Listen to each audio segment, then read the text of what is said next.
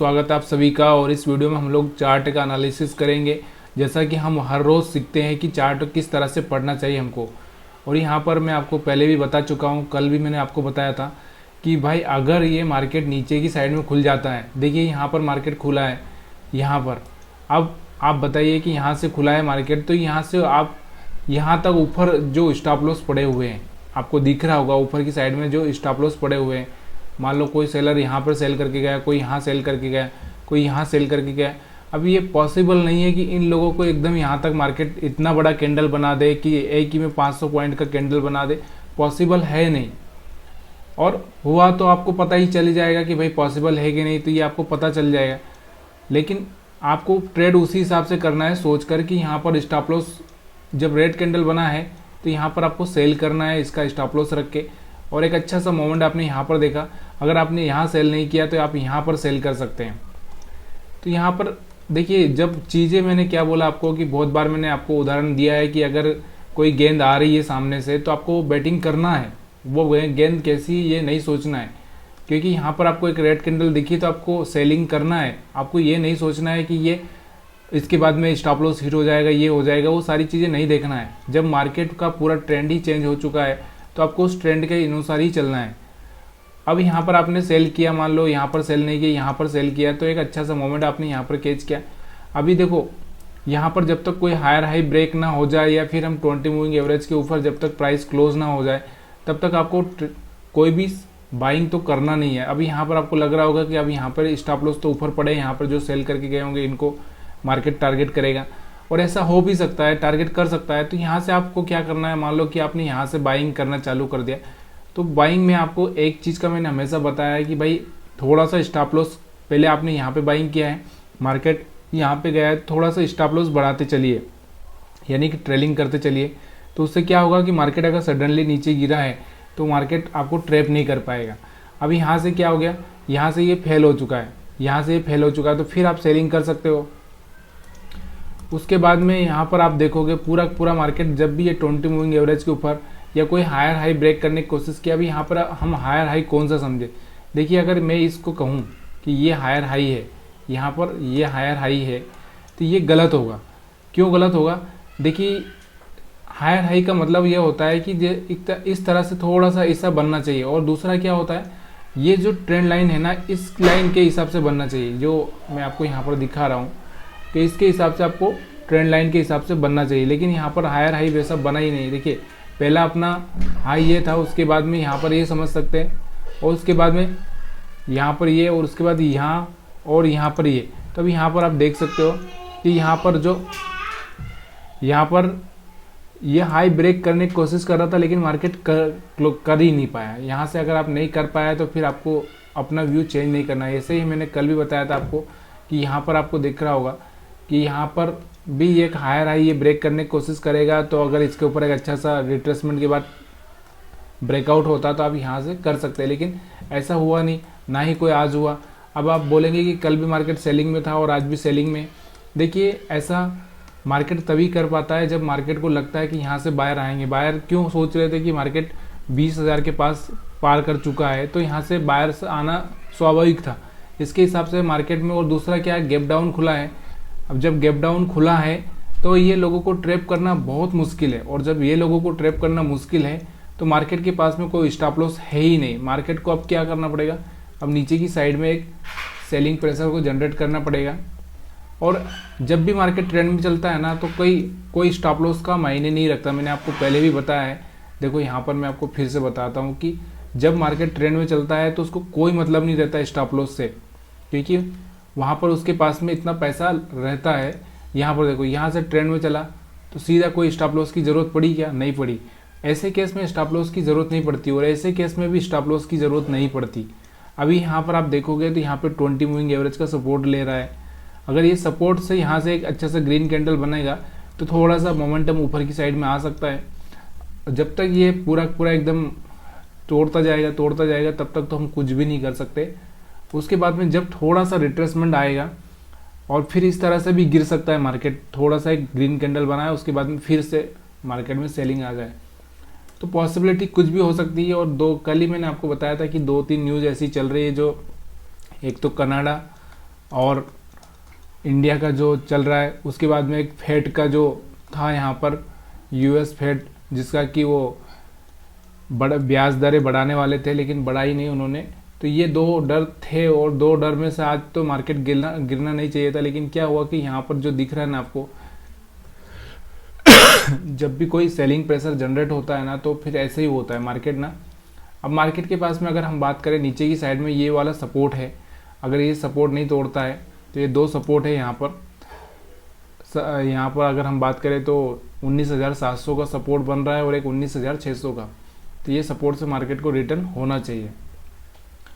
और कभी कभी होता भी है, देखिए यहाँ पर सस्टेन करना बहुत ज़रूरी था। जब यहाँ से ब्रेकआउट दिया था मार्केट ने तो यहाँ पर सस्टेन करना बहुत ज़रूरी था 20 मूविंग एवरेज के ऊपर, और इसने क्या किया, सस्टेन करने की कोशिश नहीं की। थोड़ा सा यहाँ रुकता, रुकने के बाद में अगर अच्छा सा जंप मारता तो एक बात अलग थी। यहाँ पर देखो मार्केट ने क्या किया, ऊपर चला गया फिर नीचे, सडनली नीचे आ गया, तो ऐसे सस्टेन का मतलब नहीं बोल सकते। अगर हम लोग इसका दूसरा वाला हाल देखेंगे, देखिए यहाँ से मार्केट, यहाँ से देखो, यहाँ से मार्केट ने क्या किया, एक रेंज बनाया था यहाँ पर, इस रेंज को थोड़े दिन रुका, उसके बाद में एकदम यहाँ से ब्रेकआउट दिया, ये चल जाता है। यहाँ पर एक रेंज बनाया, लेकिन यहाँ पर जो आपको दिख रहा होगा ना, यहाँ पर कोई रेंज नहीं बनाया इसने। यहाँ पर देखो सडनली मार्केट इस तरह से चला गया, कोई रेंज नहीं बनाया और सडनली इस तरह से नीचे आ गया।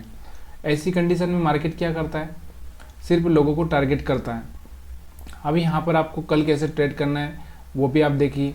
तो यहाँ पर अब जब जितने भी स्टॉप लॉस पड़े हैं, सारे के सारे स्टॉप लॉस ऊपर की साइड में पड़े हैं। अब मार्केट यहाँ से जैसे ही कोई हायर हाई ब्रेक करेगा और सस्टेन कर जाता है तो ऊपर की साइड में मार्केट यहाँ तक का टारगेट दे सकता है, उसके बाद में यहाँ तक का भी टारगेट दे सकता है। लेकिन कंडीशन यही है कि मार्केट क्या करना चाहिए, कल भी गैप डाउन ओपन नहीं होना चाहिए।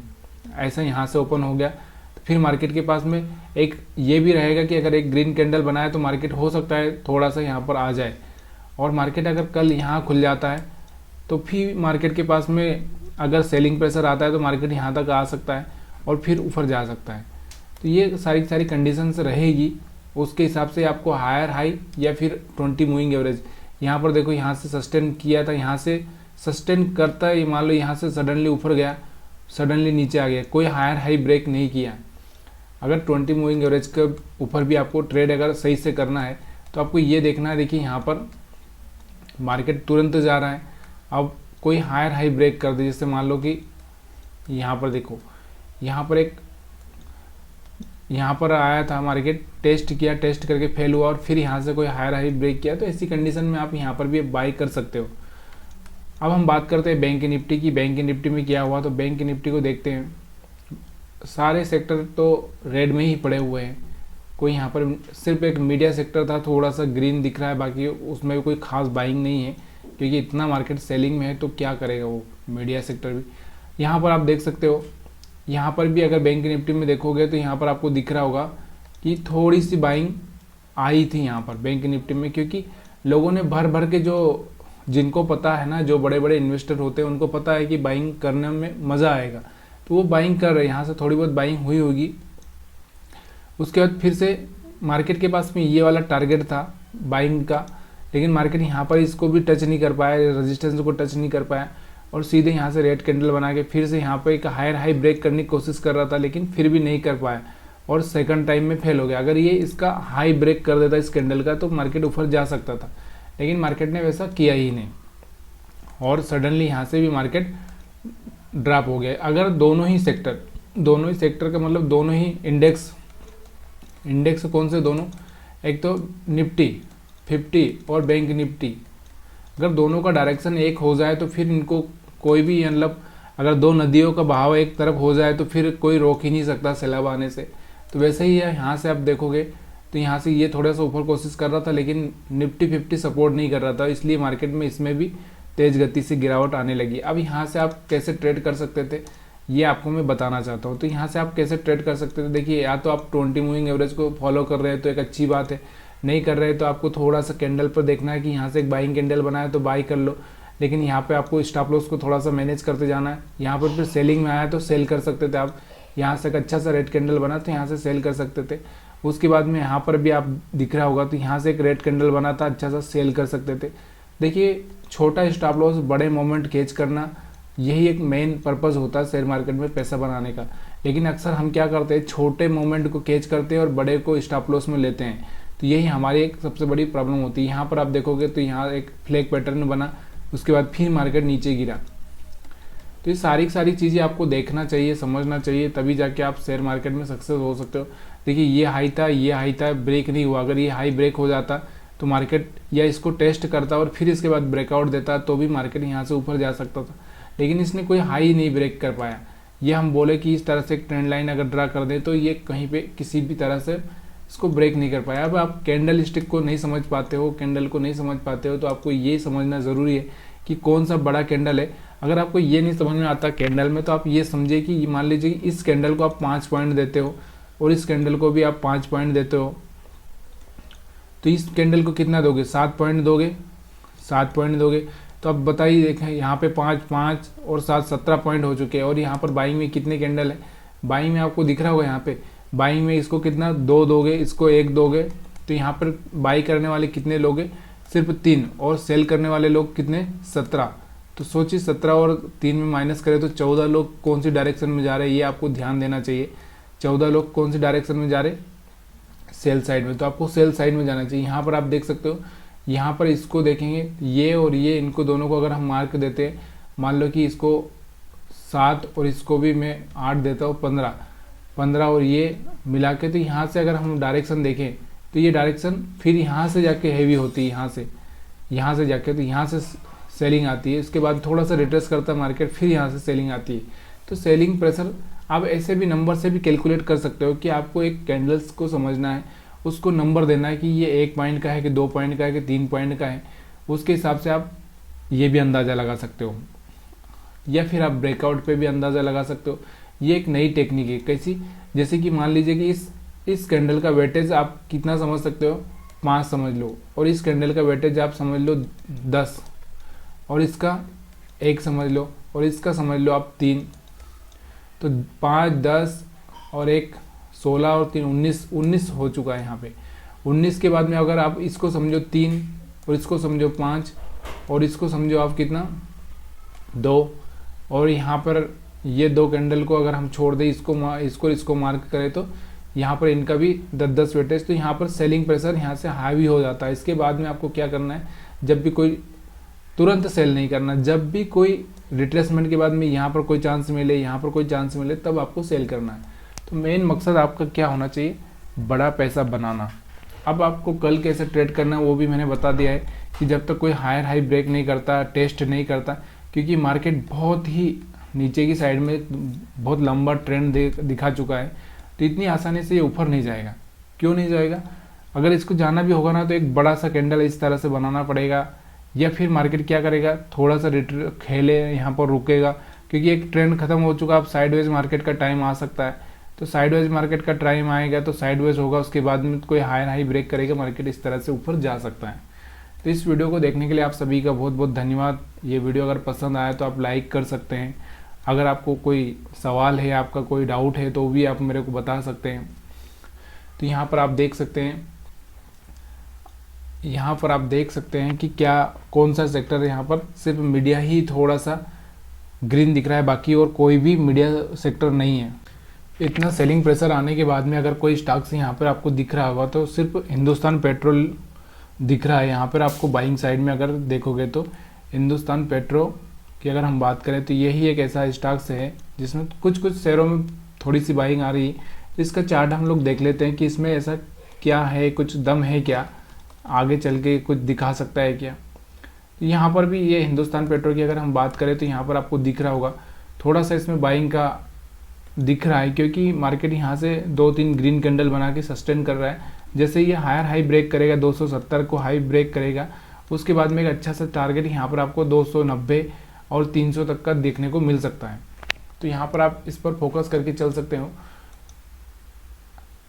अगर आप इन्वेस्टर हैं तो यहाँ पर अभी तो फिलहाल में ऐसा कुछ नहीं, जब तक कि ये सस्टेन ना कर जाए 270 के ऊपर तब तक तो पॉसिबिलिटी नहीं है, क्योंकि अभी भी मार्केट यहाँ पर टेस्ट कर रहा है और टेस्ट करने के बाद में ये फेल भी हो सकता है। तो जब तक ये इसके 20 मूविंग एवरेज के ऊपर क्लोज ना हो जाए वीकली चार्ट पर, तब तक आप इससे थोड़ा सा दूर रहें। जब यहाँ पर कोई कैंडल बना देगा तब जाके, या फिर मैंने बोला आपको कि यहाँ से ये हायर हाई ब्रेक कर देगा, सस्टेन कर जाएगा, तब जाके एक अच्छा सा मूव यहाँ पे आपको देखने को मिलेगा। यहाँ पर एक अच्छा सा रेंज बना हुआ है, ये रेंज साइडवेज वाला है और ये क्लियर होने के बाद में ही मार्केट में एक अच्छा सा मूवमेंट आने को देखने को मिल सकता है। आप सभी का वीडियो देखने के लिए बहुत बहुत धन्यवाद।